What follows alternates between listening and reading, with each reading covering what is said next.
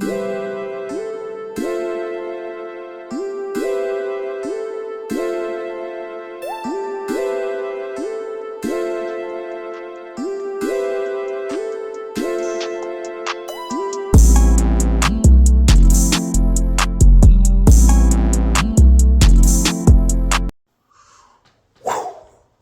up, y'all? This your boy, Mr. I240. I'm back with another episode today.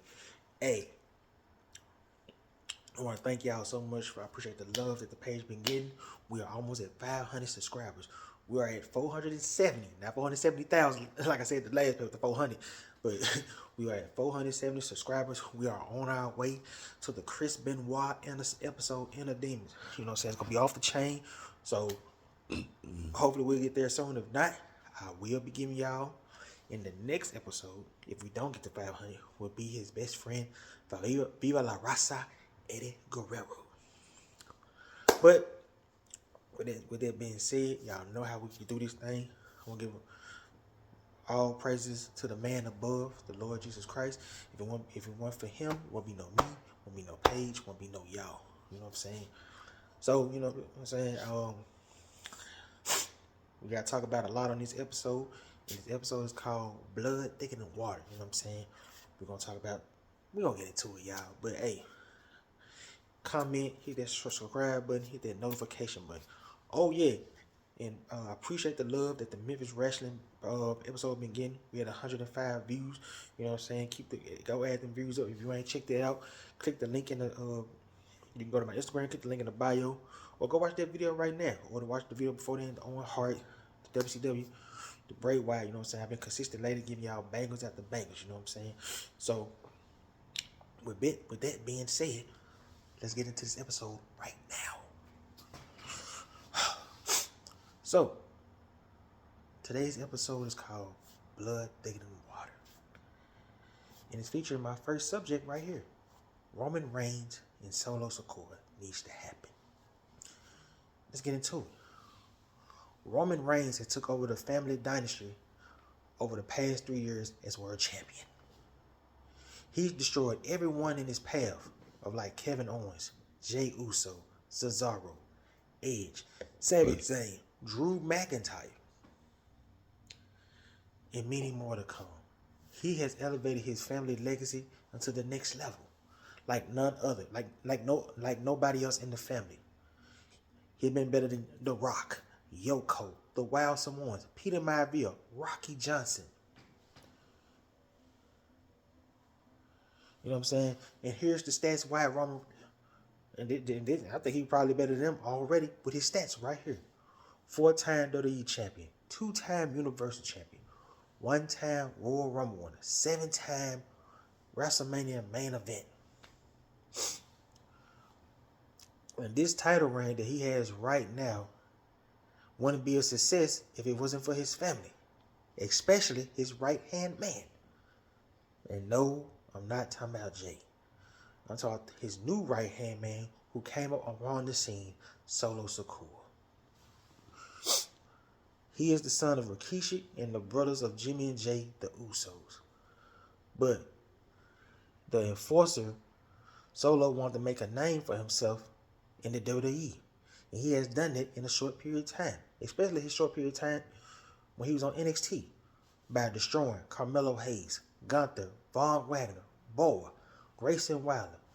He was the self-proclaimed street champ on NXT. But shortly after that, before his run ended in NXT, he made his main roster debut at Clash of the Castle. When the Tribal Chief was on the verge of losing the Undisputed Championship to Drew McIntyre, Drew was finna get the dub. He's calling for the Claymore. 1, 2. Hit the Claymore on Roman. Ref for the count. 1, 2, 1. A hoodie man came, and it was the enforcer, Solo Sikoa. He made his official debut by acknowledging the Tribal Chief. You know, Roman was talking that trash, the elders ascension and stuff like that. But you answer to me now. And I need you to acknowledge me. And Solo did that. And ever since then, they've been joined to the hip. Solo has been on a dominant run on the main roster with or without the family, with or without the tribal chief around. He's destroyed John Cena, Ricochet, Sheamus, Angelo Dawkins, Rey Mysterio. Anybody that got in there and forced away or recently promoted the Tribal Prince has gotten destroyed. He's been watching the Tribal Chief back every day, ever since then. You know what I'm saying?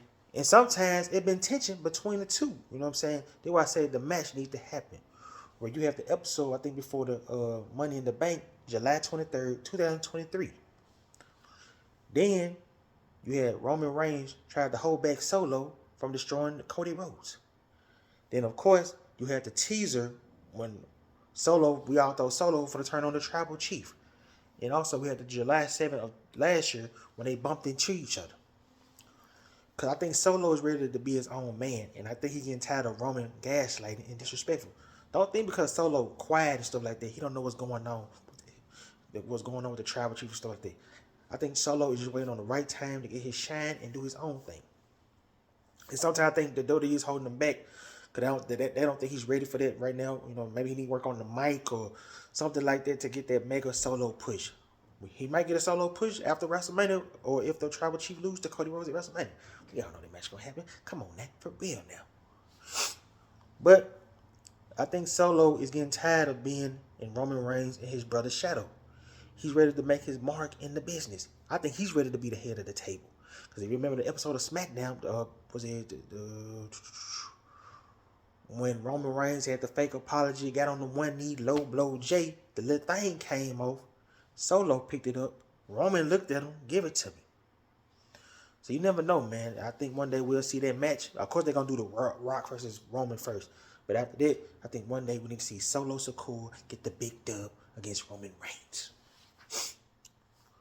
But speaking of fantasy matches, yo, my next subject. Hear me out, y'all.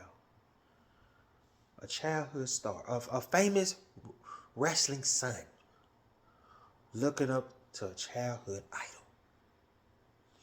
In the match that I'm talking about, of course, Cody Rhodes and Sting was supposed to happen.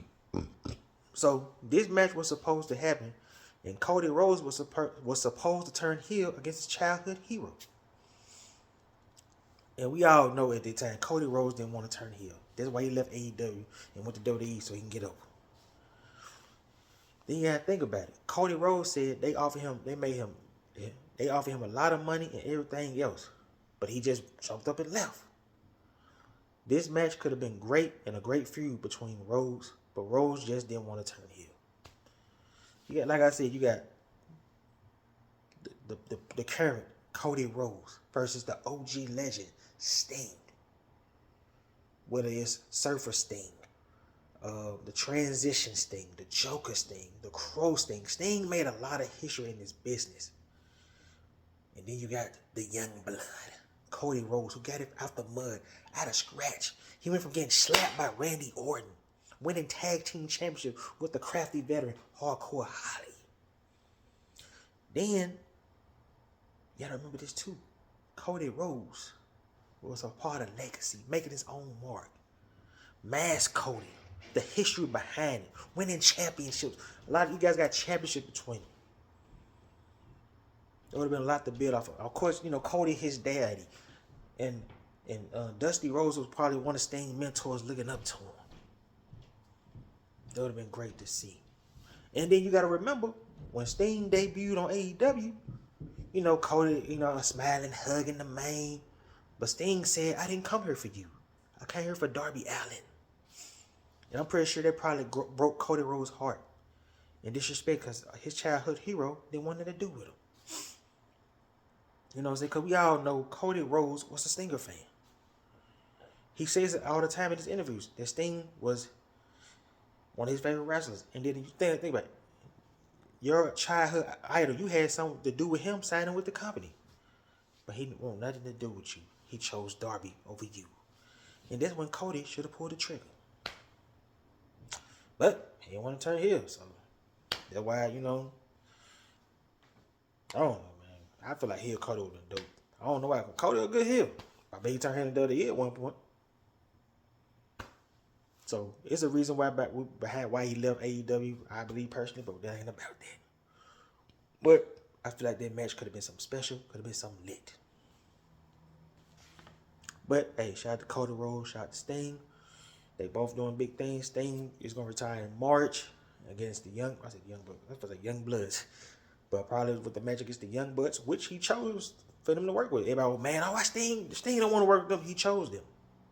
And plus, did nobody want to see Ric Flair versus Sting again? I'm sorry. I mean, I know Sting in shape, but did y'all see that last Ric Flair match? Hell no. Trash. That wasn't it. Fake having heart attacks and strokes and shit. Knowing you've been sick. Hey, man, don't play with the king like that, man. He might give you that work for real, Ric Flair. So just be happy you living. Enjoy the rest of your life with your fourth wife. You know what I'm saying? They've been your girl since when she was your maid. But we're going to get to that later. But, you know what I mean? But back what was on hand. I feel like that would have been a perfect matchup, but hey, we'll see. Well, I ain't gonna say we'll see because that match would never happen. But I just feel like Cody should have pulled the trigger and work with Sting. So never know.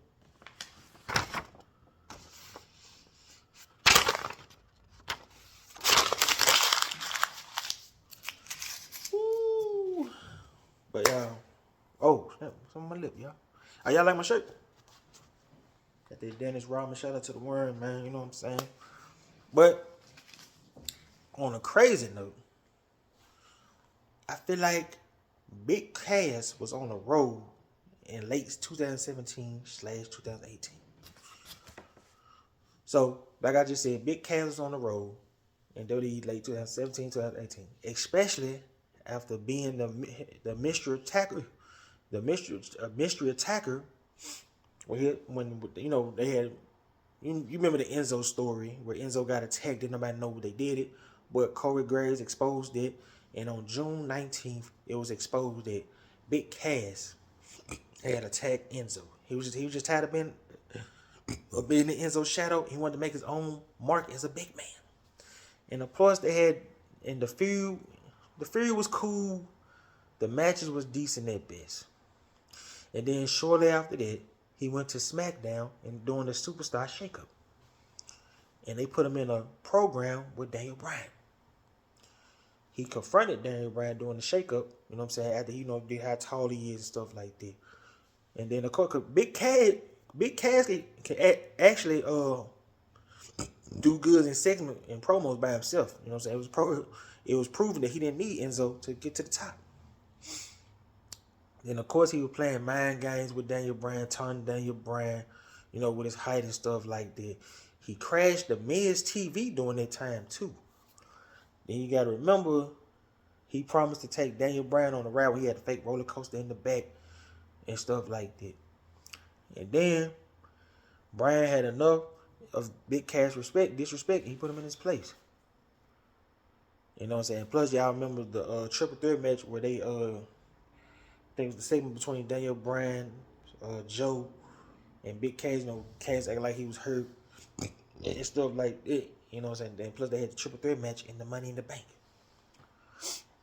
So he was on the road and being perfectly booked.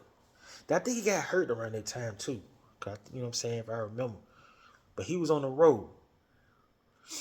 Like I said, they had the classic Money in the Bank qualifying match with Joe, Bryan, and Cass. That's the one that Joe won. And then they had the classic match at the Money in the Bank 2018 between Daniel Bryan and Big Cass. Then they had a match at Backlash. But then, as his push was going well, I'm trying to see, y'all let me know in the comments too. I was trying to see when the situation went down, was Big Cass hurt? Cause I remember he got hurt at the time too. You know what I'm saying? But it was a situation that happened backstage with his ex-girlfriend at the time, Carmella, where it was reported that he caused a scene. He was speaking loud to her. You know, he started grabbing her by the arm, and she tried to walk. Hold up. He started speaking to her. She started walking away from him, and then he tried to grab her by the arm, which led to many wrestlers breaking up. I think the Usos broke it up at the time too, and they had to intervene. And shortly after that, Big Cass was released in 2018. But over the years, the man did indie shows and was battling depression and anxiety. I think he went to DDP Yoga to get some help. Cause he was kind of big and bloated and stuff like that. But during that time, he had went to Ring of Honor, and when him and Enzo had I remember they were about to attack somebody, but it was the wrong match, and they just broke up and went on their separate ways. But he was battling a lot of demons and stuff like that, dealing with a lot. You know what I'm saying? You gotta remember, man, when you're dealing with the devil, man, we all deal with the devil. You know what I'm saying? We all got some type of vice that we dealing with. You know what I'm saying? Drugs, lust, witchcraft, like, you know what I'm saying? We got all these type of demons going on. And sometimes we love to be in the dark, and we like to be in the scene because it feel good, you know what I'm saying? Tastes good, you know what I'm saying? And we don't want to get right with God or whatever, you know what I mean? We just love what we love. And my boy was dealing with a lot, anxiety, alcohol, you know, going through a lot, you know what I'm saying? You lost your job, you lost your girl. You weren't feeling good about yourself. And then, if you remember, my boy got in shape and went to TNA. And he had a good run, you know, teaming up with Moose, stuff like that, having big matches and stuff like that. And then, of course, currently after that, he went to AEW, had a nice little run trying to figure things out. Now he the current AEW Tag Team Champion with my main man, Ricky Starks, after they defeated FTR. So, the point that I'm making is, when you can beat your demons and kick them to the side, you can get blessed and have success. You know what I'm saying? And he did exactly what he needed to do. And he's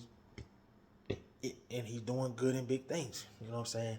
I just wish he would have got that big WWE title run. And I think that was a Vince project. It was somebody's project. But hey, he doing good now. I'm pretty sure he's going to get that big run at AEW. You know what I'm saying? And I'm proud of him, man. Sorry I had to get religious and spirit on it in that type of episode. It's going to be the next episode with Eddie Guerrero.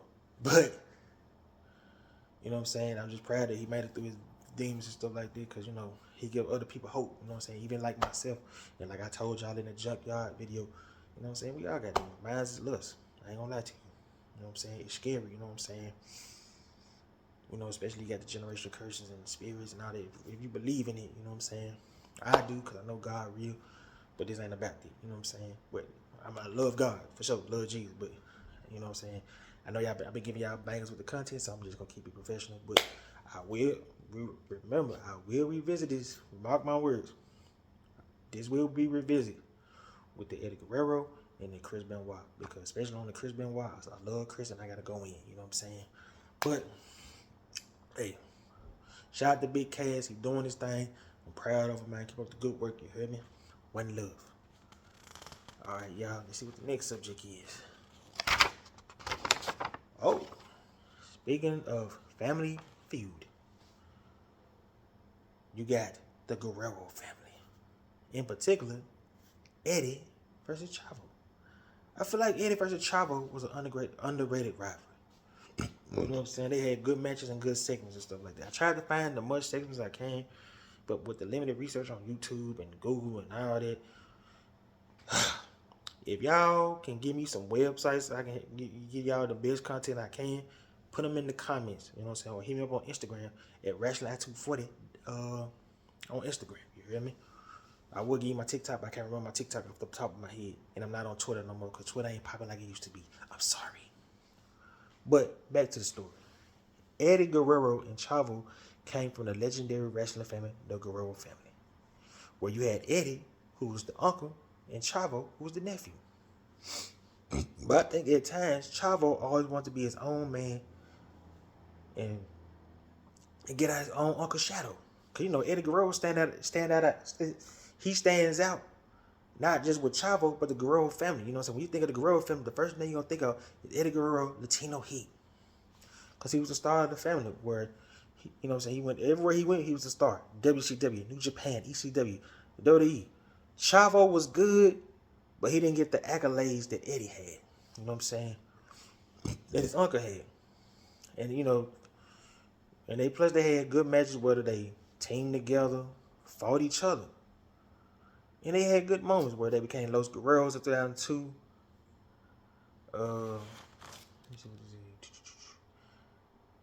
And they had various segments leading up to that, you know what I'm saying? It was one point, I remember in 2003, I think it was 2004, when Chavo betrayed it on Eddie that led to their Royal Rumble match. And the matches they had right here, you had the July 12th, 1998, and Hector Guerrero got involved in the feud at one point when they were feuding in WCW in 1998. You know, so this when Eddie was being a bully to him. You had the Great American Bash, 1998. You had September 13th, 1997, where I think Eddie was the face and Chavo, whatever. Then you had the WCW Saturday night, you know what I'm saying? The Royal Rumble 2004, I just mentioned it. And these matches was classic. And the rivalry just get overshadowed and overlooked, you know what I'm saying? I feel like, you know, but we got a lot of family feud matches like Vince and Shane, Owen and Bret. In the current one, they might do it WrestleMania with Jimmy and Jay. But I just want to put a little shine on their rivalry because both of them guys is intelligent in their own right and they both shine. You know what I'm saying? I just wish Chavo got their shine instead of them trying to make them current white because that was trash and it wasn't it. And plus, Chavo did shine because y'all gotta remember when I think was 05, 06 when him and Vicky got Guerrero and Chavo had the bandana. At Hill, Chavo was underrated, man, for real. And that job with him and Chris Benoit was an underrated feud classic. They had physical matches. You know what I'm saying? So you had to think about that. But I gotta ask y'all a question though when I'm talking about this next subject. Because I heard a lot of critics and I heard a lot on YouTube. Do y'all really think Rick Rude versus Ric Flair live up to the hype? Do y'all think so? I thought it was a decent match, you know what I'm saying? I don't know. Y'all let me know in the comments. I ain't gonna say it was a great rivalry, but... And plus I heard the guys really didn't like each other for some odd reason. Or I think Rick didn't like him, or both of them didn't like each other. But here we go. In 1993, the most two flamboyant superstars came together to have a rivalry. Both of them was ladies' man, charismatic, fresh, dripping with the ice.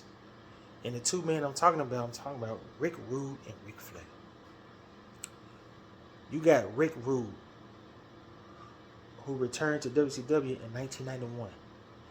He started making headways by joining the Dangerous Alliance. He defeated Sting for the U.S. Championship. He defeated with Nick Clark, Cole and Dustin Rhodes. And then, of course, you had Ric Flair returning to WCW in 1993 after losing the loser leave town match to Kurt Hennig on Raw. Then when I told y'all a while back, if y'all saw the Ric Flair movie on Peacock, he said Vince told him he was just gonna make him a mid card and make him job. So Rick said I had to go out here and peace out. And he became a face. He even had his own talk show, a short-lived talk show, a Flair for Gold, with his maid Fifi, named Wendy, who was his current wife. He had defeated Barry Windham at Beach Blast for the championship.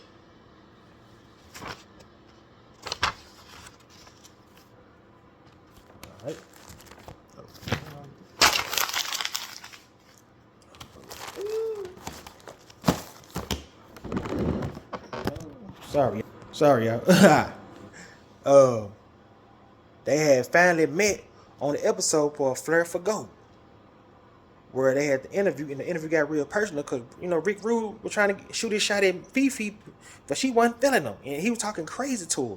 And Flair was just like, hey, man, chill out, you know what I'm saying? So he was yelling at her, and Flair was trying to console her. Rick Rude hit him with the championship, and him with the Rude Awakening on the floor. But he really didn't hit on the floor, but y'all get the point. He hit the Rude Awakening. So, according to Eric Bischoff during this feud, like I just said, both of the guys didn't really like each other. So they probably why the chemistry wasn't right, and when the match wasn't happening, it was just like, that wasn't it. But they did have various matches leading to the Fall Brawl match. You had Rick Rude and Sid Vicious versus Ric Flair and Dustin Rhodes.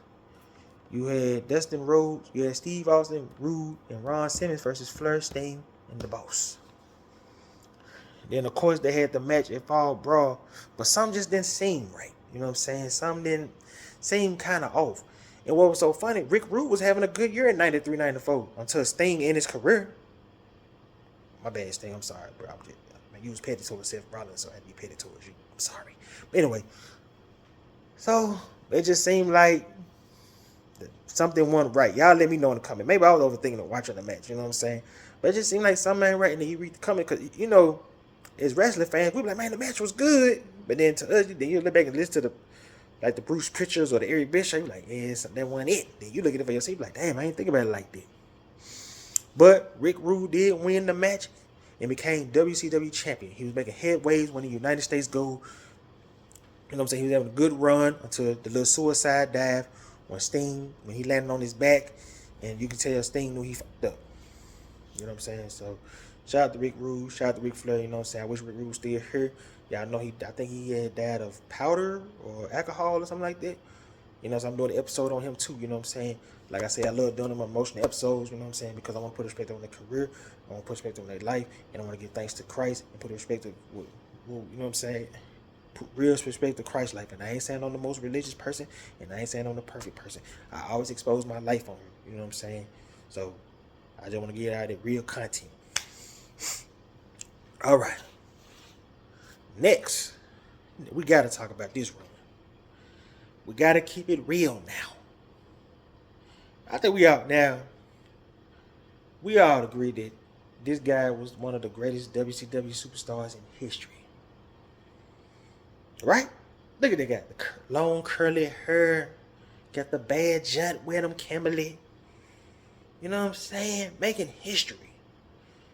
Got his boys Kane and Bam Bam Bigelow. Getting booked well, right?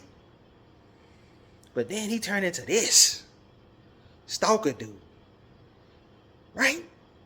And then he become, that's not a bad thing. That's a good thing. What the hell is that, Vince? Trash. That ain't it. But was it WWE fault that he got buried? Or was it the dead man fault that he got buried? Because we can all say DDP running WWE was straight garbage, trash. That wasn't it. And here's why. DDP had a great career in WCW, winning championships. It was in big feuds until the company had closed.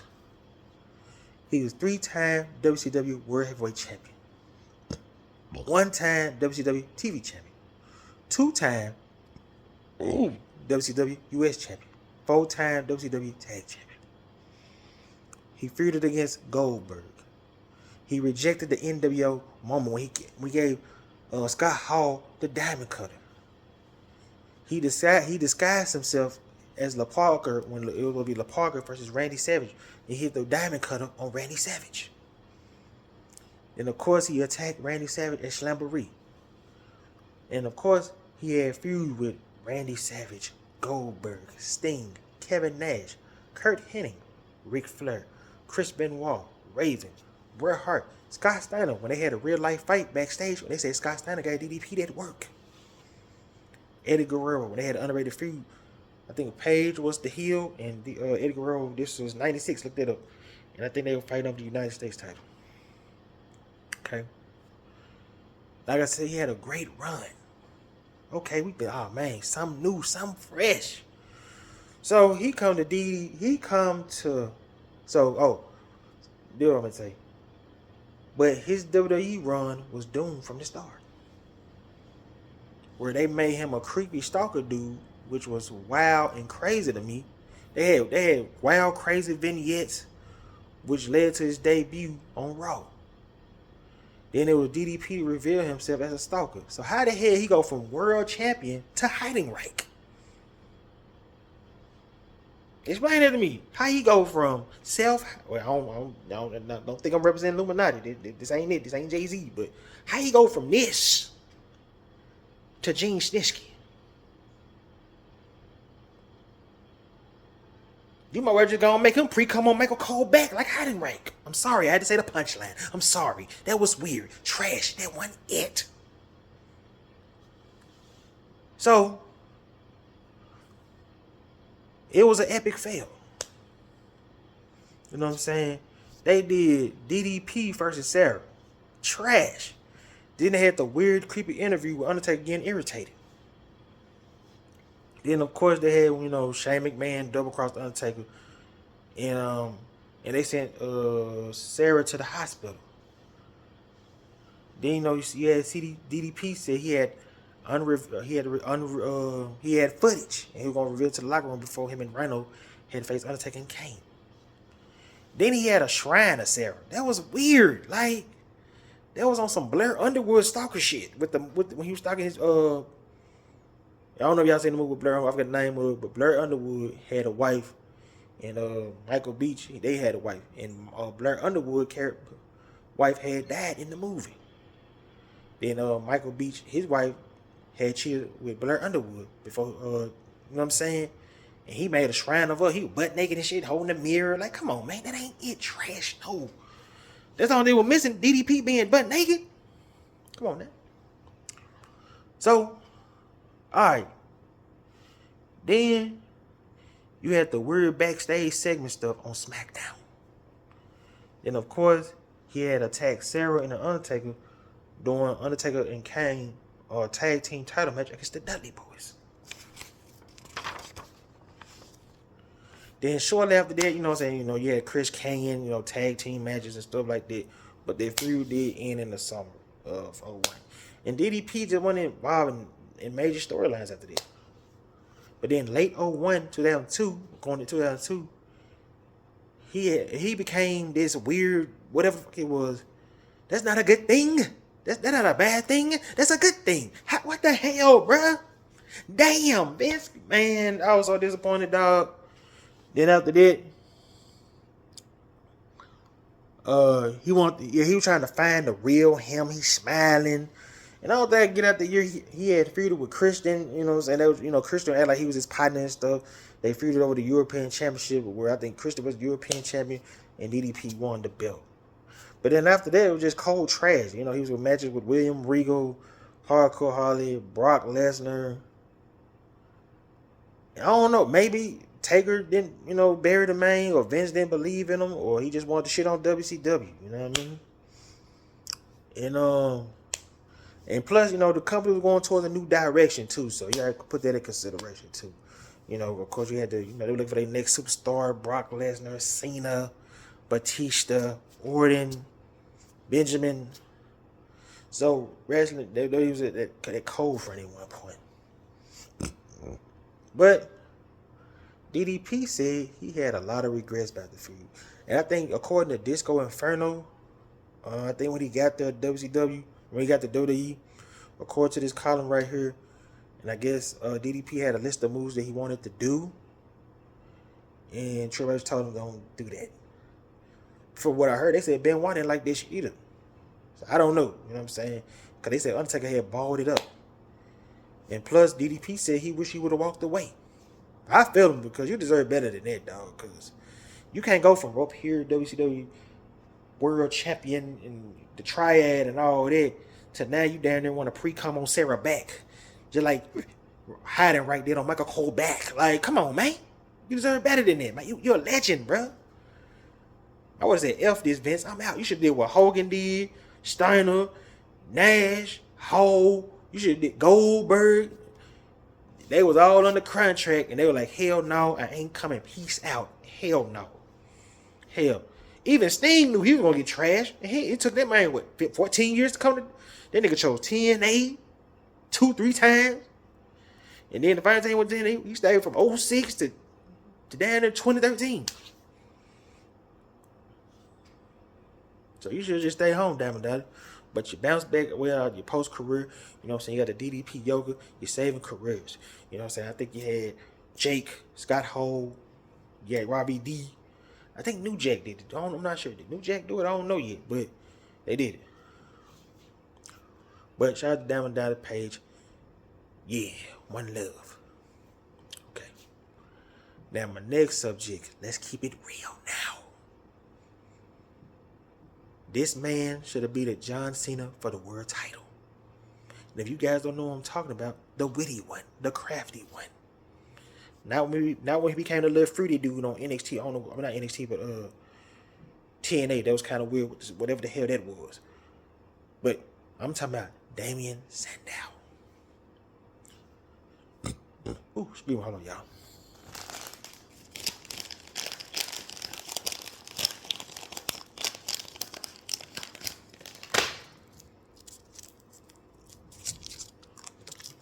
And the man I'm talking about, Damien Sandow. In 2013, Damien Sandow was so over with the fans as a heel. He was one of WWE top heels. You know what I'm saying? And he had various matches against Sheamus, Ryback, Big Show, Randy Orton, Mark Henry, Daniel Bryan, Christian, Miz, Rob Van Dam, Alberto Del Rio, Kofi Kingston. But in July 2013, he was on the verge of getting that major push. He was the verge of being one of the faces of the company by winning the Money in the Bank contract, where he defeated Fandango, his tag team partner in the Rhodes Scholars, Cody Rhodes, Dean Ambrose, Jack Swagger, Wade Barrett, Cesaro. Because if you remember, when he won the Money in the Bank, him and Cody Rhodes had tension over the suitcase. Because Cody was jealous of his shine. And because they was a very great tag team together as the Rhodes Scholars. And the moments and matches they had was when they had gotten a wit war with The Rock.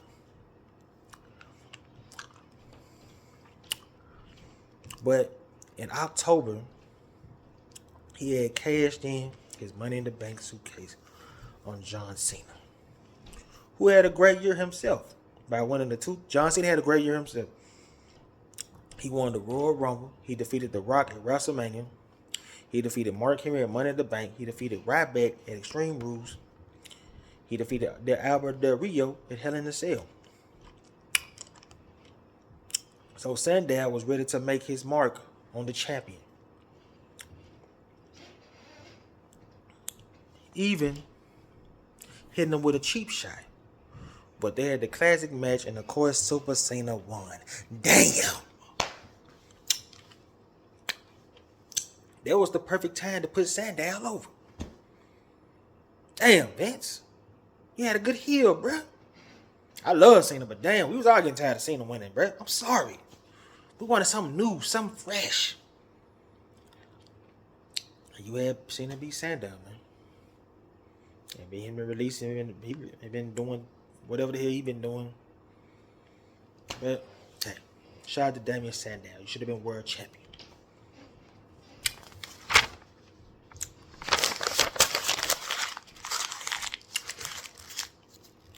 All right.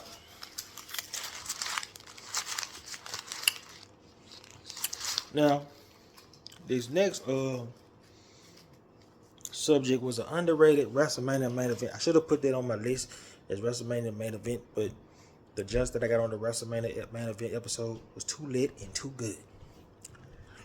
And of course, I'm talking about Sergeant Slaughter versus Hulk Hogan, WrestleMania 7. These two worlds collided when Sergeant Slaughter had defeated the man that Hulk Hogan previously lost to at WrestleMania in 1990, the Ultimate Warrior, for the WWF Championship in 1991. Thanks to the Macho King, because you remember, Macho Man Randy Savage wanted the title shot, but Warrior was like, hell no, you don't deserve it, you ain't ready. But they was kind of trying to take the bit off Warrior, you know what I'm saying? And, you know, according to what they said, the Warrior ratings weren't good, but then the webs, the pay, I gotta give you a shout out. I'm gonna give you a shout out, but the video I saw, they say Warrior ratings weren't doing good, but they showed the pay-per-view stats. According when Warrior was champion, we're doing Survivor Series at SummerSlam, the rating was up. So I think in the video he said that did Hogan pull a political move and get his shine back? Because according to the charts, Warrior was doing good.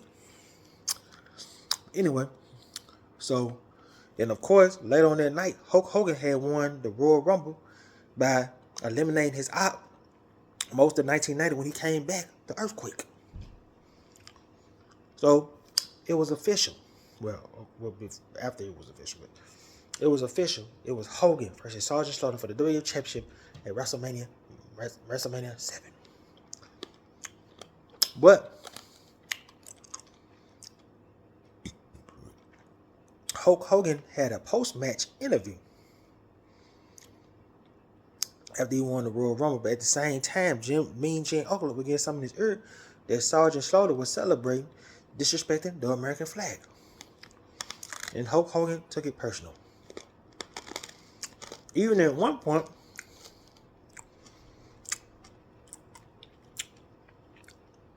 they were trying to get Sergeant Slaughter to burn the American flag, but he refused to do it. But the boy's so smart, he came up with the idea, I could burn the closest thing to it. And he chose to burn the Hulkamania shirt.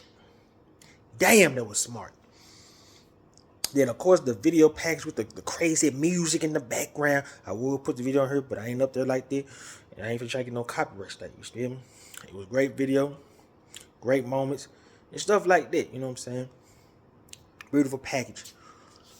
And, of course, they had the classic match, a bloody match, because Hulk Hogan was bleeding. Then you got to remember, the post-match, Sergeant Slaughter had burned Hulk Hogan in the face. Then they went on a feud until the summer of 1991, and this is when the controversial stuff went around with Ultimate Warrior. Remember that. Shout out to Sergeant Slaughter, shout out to Hulk Hogan. Even though he racist, but he the reason why I started watching wrestling. I'm sorry. But, speaking of brothers getting that shine, is Swerve Strickland the best wrestler right now? Swerve Strickland had an amazing year in 2023. Now, he showed the world he's ready to be AEW champion. Especially from he bounced back from being released from WWE in 2021. The man's so over, he got a fast song, and then you got the Prince Nana doing the dance. When I Swerve, all that. It's taking over. And my boy done had a great year. And plus, he was in Feud of the Year with Adam Page. Where they had the match at Wrestle Dream where Adam Page got the dub. And then they had the classic Texas Death Match where Swerve hung him like a white slave. I'm sorry, he did that. I'm sorry. Because at that point, they said Adam Page was undefeated in Texas Death Match because he beat it Brian. I think was it Brian? He beat him Adam Cole. And I think he beat him Kenny Omega. Put him in the comments. But and the series is tied 1-1. And Adam Page won it back in blood. But both guys got their eyes set on the new world champion, Samoa Joe, after defeating MJF at the last pay-per-view, thanks to United Kingdom, when he wanted to dance with the devil. I ain't dancing with no devil. Hell no, that ain't it. Because I'm trying to get to heaven. But so it's not here or there. You smell me? And also, after the Texas Death Match, he competed in the Continental Classic, where you have the Blue League, Brody King, Eddie Kingston, Daniel Garcia, Bryan Danielson, Cesaro, Andrade. Then, of course, the Gold League, Briscoe, Roosh, Strickland himself, Jon Moxley, Jay White, and Jay Lethal.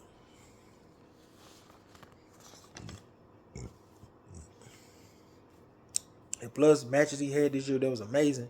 Pentagon, Page, Danielson, Keith Lee, Darby Allin, Jay White, Moxley, Roosh, El Higo, y'all know the dude name, Jay Lethal, AR Fox, Mark Briscoe. And now he has his sights on being the first AEW Black Champion. Because you remember in the promo with Adam Page, he said, I feel like you held me back from being the first AEW Black World Heavyweight Champion. So we gonna see. Speaking of another big year, and I feel like I'm one of his biggest fans lately, you know what I'm saying?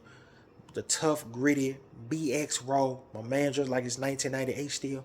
And my main man is I'm talking about Eddie Kingston.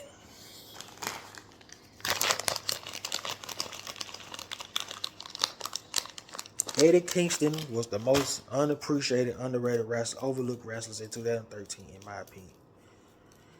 While everyone was talking about Seth Rollins, Brock Lesnar, Cody Rhodes, MJF, Moxley, Eddie Kingston was putting that work in and putting on shows. You know what I'm saying? He was showing the world that he could be a top wrestler, not only in the company but in the world, and that he could hang with the best of them. He had an amazing year where he defeated his main op, Cesaro, Cardio, whatever y'all call him now. Then he won the New Japan Strong title. Then he was down and out in the Continental Classic. He made a giant comeback. And he won the finals against his best friend, Jon Moxley. And then he had big matches that year. Jon Moxley, Bryan Danielson, who he finally beat to get to the finals. Cesaro, Brody King, Andrade, Daniel Garcia, and Jeff Jarrett. So, hey, that was an amazing year. And I hope you get a chance to be an AEW World Champion. Now, my next subject, on a sad, terrible note. Well, not terrible for the ladies, but terrible for the men. The Y2J scandal. The Me Too movement has struck again. And the new man on the list, Chris Jericho. Now you wonder what you mean strikes again. Now I got various guys in various cases. Exhibit number 1. The former Texan football player, Deshaun Watson. Now, PSA, I'm not defending this man. I'm not defending none of these men. I don't know. But there's certain situations that I question. And I'm not questioning the ladies. I'm questioning.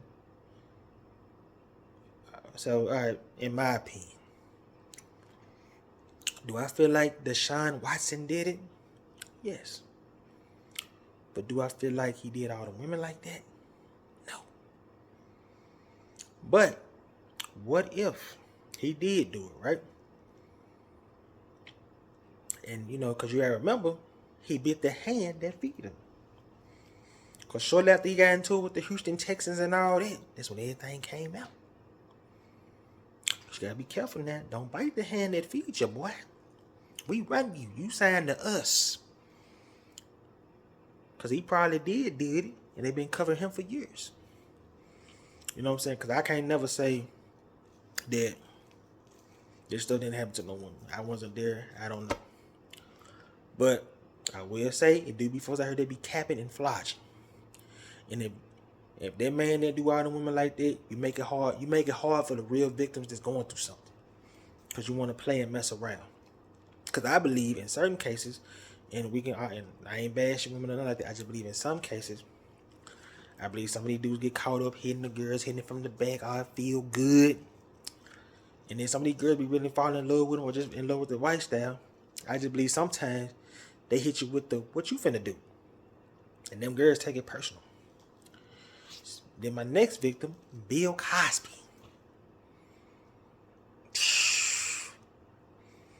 This been from his situation, this been going on since the 70s and 80s.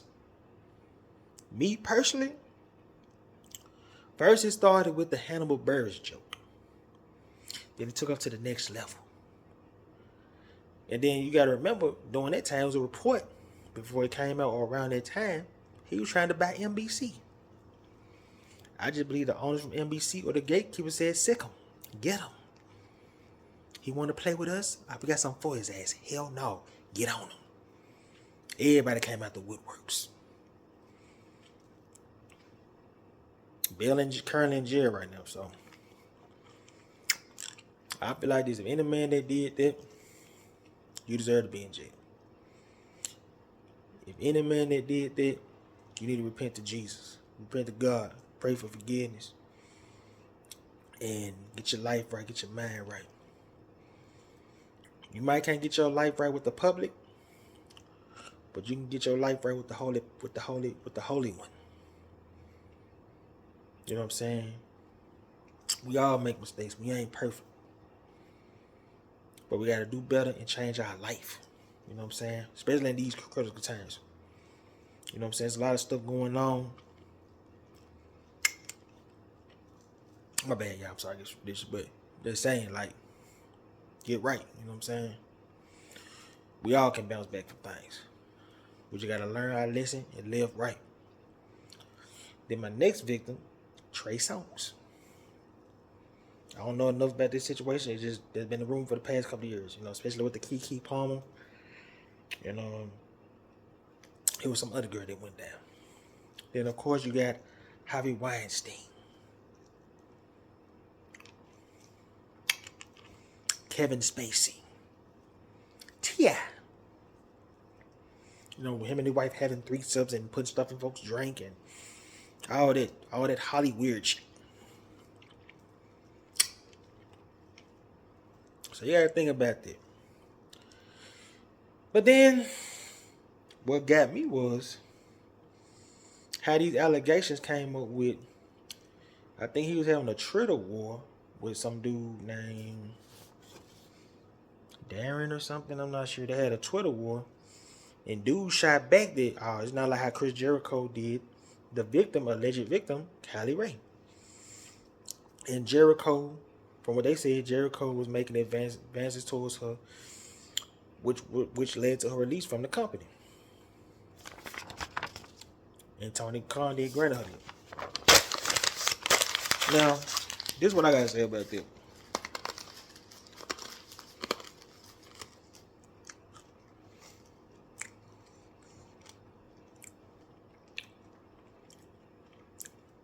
If Jericho did something to that woman, you deserve to get booed. Because you're wrong for that. It's messed up. To the person that exposed the information, I feel like you're wrong. I'm not saying you're wrong for exposing the information. But you didn't expose, it's like you didn't expose this situation to help her out. You see what I'm saying? Because you can expose something, but what's the motive behind it? You see what I'm saying? Was the motive was to help you prove a point? Or was the motive was to help her in her life? You know what I'm saying? Because if you did it for your own if you did it for your own gain, you failed. You worse than Chris Jericho. You didn't do that for her. You did that for you. It's like me saying, I'm looking up to the highly power. Hey, God, I called your name. I'm praying you, dog. I love you, man. Nah, you didn't do that for me. You did that for you. You know what I'm saying? So I feel like in that situation, outside looking in, you didn't do that for her. You did that for your own game. Cause I don't know what Jericho did. I don't know what Jericho said. I don't know how long the Twitter war was going on. But both of y'all fouled, man. Cause the person that hurt the most is her. Cause she got to relive this shit. You know what I'm saying?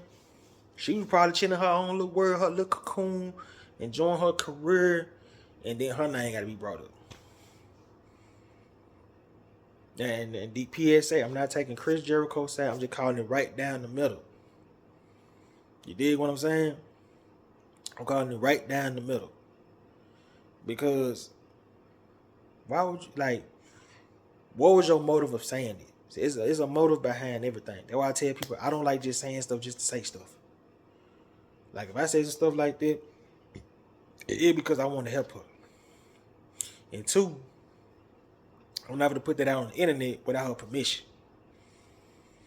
You know what I'm saying? Because I ain't saying that's my partner, that's my friend, but if I know this information and I know what went down with this person, I reach out to this person. Hey, you mind if I expose this? Do you feel comfortable with this? I'm not just for the bust out and say it and then now you got her reliving this shit. Because who knows what she went through? I ain't saying she lying. I don't know. You know what I'm saying? But what I'm saying is, man, just don't be throwing stuff out there, man. Because they can ruin people's careers. And most important, they can ruin people's lives. You know what I'm saying? Like another Me Too movie. Velveteen Dream. He had a situation with the kid on the voicemail. Enzo. You know what I'm saying? And if them guys did do that, they all failed. And they just all need to get right with the Lord, man. Just live right. You know what I'm saying? Because you got to remember, man. You might not admit it. It's like, he always watch. The angels always watch. So if you did do that, admit it to yourself. Hey, man, I messed up, man. I was a messed up person, man. Repent and I'm sorry and move on. And of course, apologize to the victim too. You know what I'm saying? Do that for sure. You know what I'm saying? So, just y'all better stop playing around with these women, man. They ain't playing. They ain't taking no more ish from me no more. They got a voice now. So you better be on your P's and Q's as a man and watch your every move 24/7. For real, for real. Man, it's gonna be a long episode, but I love y'all. So, my next subject is my main man, Trick Williams. Trick Williams is the most improved wrestler in 2023. He went from sidekick to being a major player on his own. He debuted after Carmelo Hayes won the NXT Breakout Tournament in 2021. And he was right there when Carmelo had won his first NXT North American Championship when he cashed it in on Swerve Strickland in 2021. Ever since then, they've been riding together. They've been right by each other's side. Like Will and Martin, Martin and Eddie, Fresh Prince and Jazzy Jeff. He was right there when Melo had problem with his ops. Cameron Grimes, Pete Dunne, Grayson Waller, Johnny Gargano, Braun Breaker. He was right there when Carmelo won the NXT Championship from Braun Breaker. But a few months down the road, but I feel like after Trick Williams had a current one-on-one match with Dragunov, Trick Williams impressed the people in the back, and he had been booked to the moon and back. Even got an expiring theme song that came from my hometown, Memphis, Tennessee, based off the movie Hustle and Flow. And they're talking, whoop that trick, whoop that trick, that.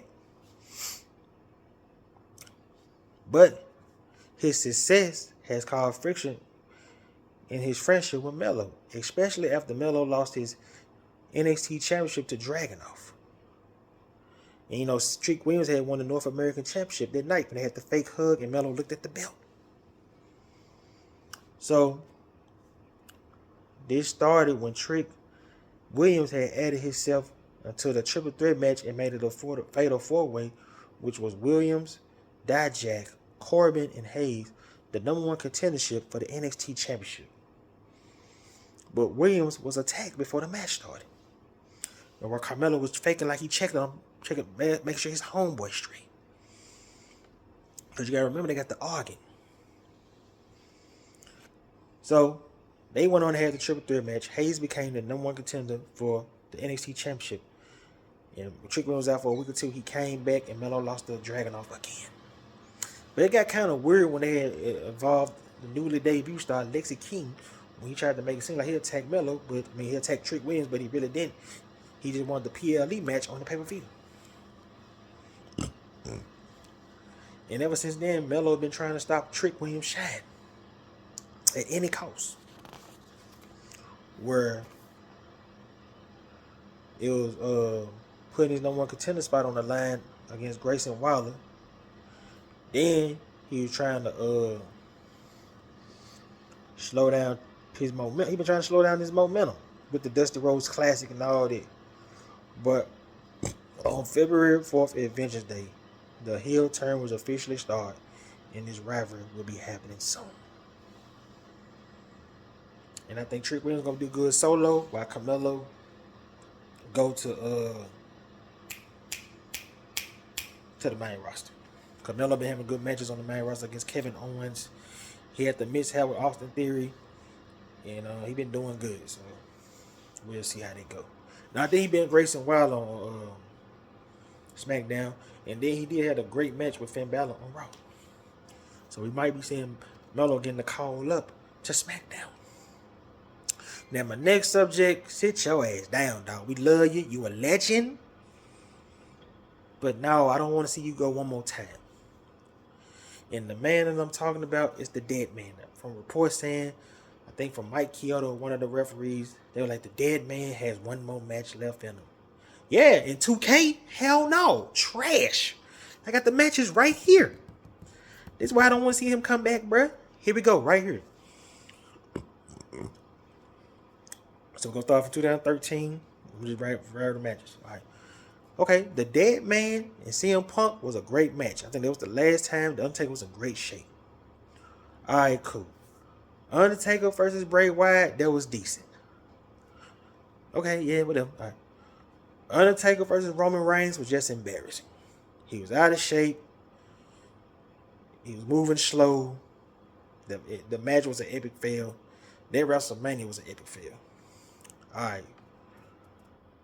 The Undertaker versus Undertaker and Roman Reigns versus Drew McIntyre and Shane McMahon. I gotta give it that was a good match. Then the jumps with him and Brock Lesnar at WrestleMania 30 was just sad and tragic because Brock Lesnar suplexed that man, F5 that man, and he had to pass out. And the Johnny SummerSlam was just whatever. The Johnny Hell in the Cell was cool. In the last match, him and Goldberg, straight trash. Hell no. And Jory retirement, that ain't it. Because I remember you was at Ric Flair match, and I'm pretty sure you told Ric Flair, you need to sit down. You ain't got to do this. You don't got to do this. I'm hoping you ain't trying to come back. Hell no, that ain't it. Trash. Alright. My next subject is up. And the subject I'm talking about right here is CM Punk versus Seth Rollins. Now, CM Punk and Seth Rollins have had issues for many years, where CM Punk has called Seth Rollins a bootlicker. And Seth Rollins called CM Punk a counselor to the locker room.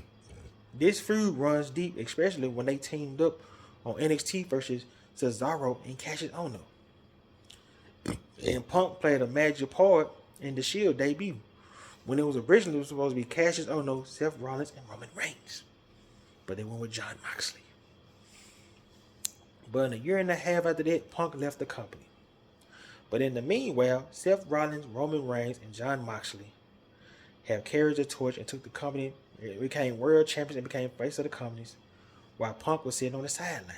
But during that time, Seth Rollins had became two-time WWE champion, one-time World Heavyweight champion, which is now, two-time Intercontinental champion, two-time United States champion, six-time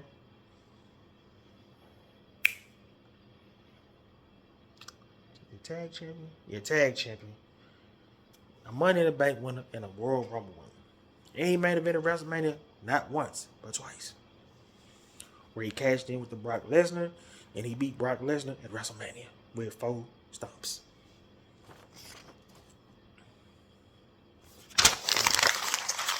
But in 2021, CM Punk returned to professional wrestling when he made his debut on AEW Dynamite. And during this short period of time with AEW, he featured with Darby Allin, Jon Moxley, MJF, Adam Page, and Eddie St. Kingston. But him going to AEW did have a lot of controversy, and 7-8 people that didn't like him. You got the Elite, the Famous Fight. You got Eddie Kingston, who expressed his feelings in the promos. You got Adam Page, who told him, I'm trying to save this championship from you. Him and Tony Khan had beef. Colt Cabana, because it was one point, Colt Cabana used to be on AEW Dynamite, but then after a while, we won't see him no more. Then you had the Hardy Boys. I think he ran Rampage, and for some reason, the Hardy Boys weren't on Rampage. Not Rampage, but Collision. Jungle Boy, they had to fight backstage, and he said, "It's real. I use real glass, motherfucker." Then, of course, Jon Moxley, when he exposed their Instagram, Twitter thing, whatever. But the last straw was at All In 2023 when him and Jungle Boy had a fight. And then shortly after that, he had got fired and returned to WWE in November. And that had Seth Rollins pissed off, throwing the middle finger. If he back there, I'm going to knock his ass out.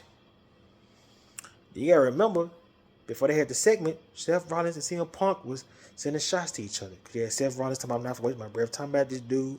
And then CM Punk said he ain't even a man at his own house. But then they had came face to face where Seth Rollins said, "I mean this with every mic in my body." He told him, don't say this your home, don't say nothing. But he said, "I hate you." And CM Punk got fired up. He said, look here, I'm coming for you and I'm coming for that title. Even though at WrestleMania, even Seth Rollins, because you know Seth Rollins had got injured against Jinder Mahal for the championship, but Seth Rollins said he's vowed to be at WrestleMania with the World Heavyweight Championship at WrestleMania. So we're gonna see. It's gonna be a good match, classic match, and I think CM Punk just gonna be in the main event, and I just think Seth Rollins won his props too. So the match make perfect sense because both of them feel like they should have been in the WrestleMania main event in the first place. Here we go. My next two more subjects. One more after this now. Randy Orton wants number 15. Randy Orton has returned at Survivor Series and has joined SmackDown and signed a contract and gave the RKO to Nick Aldis. He wants revenge on the Roman Reigns and the Bloodline after they put him on the shelf for 18 months. The Viper wants revenge and he wants the WWE Championship. But there's a problem. He has two other competitors that want the same thing, AJ Styles and LA Knight. AJ Styles AJ Styles want revenge on the Bloodline after Solo and Jimmy put him on the shelf for 3 months. AJ came, stayed ripped and wearing black jeans. He had saved Randy Orton and LA Knight, but he attacked LA Knight. Then of course, AJ Styles, LA Knight, and Randy Orton all came face to face during the subject. And y'all want Roman Reigns. Nick Aldis decided to make it a triple threat match for the number one contendership at the Royal Rumble, and Roman Reigns was not having it. As they was having the match, the Bloodline took over and destroyed all three men. So as Roman Reigns and they were celebrating in the ring, yeah, man, woo, yeah. Nick Aldis came up to the wise man and said, tell him it's going to be a fatal four-way at the Royal Rumble. Reigns, Knight, Styles versus Orton for the WWE Championship. And the tribal chief was pissed when the wise man told him. He told the wise man to fix it. He tried to fix it, and Nick Aldis was not having it. They had the contract signing, but Styles and LA Knight started brawling. And Orton told the wise man he gonna RKO Roman Reigns. Reigns and the Bloodline tried to fix it on the previous episode of SmackDown. Roman Reigns had signed the contract. He even got ready to spear Randy Orton. Man, Randy Orton gave him the RKO. We are 2 days from the World for today. But, you know, by the time this comes out, it'll be like next week. But we're 2 days away from the Royal Rumble. We all know Roman Reigns is going to win. It's going to be a good match. So, we'll see how they go. Woo.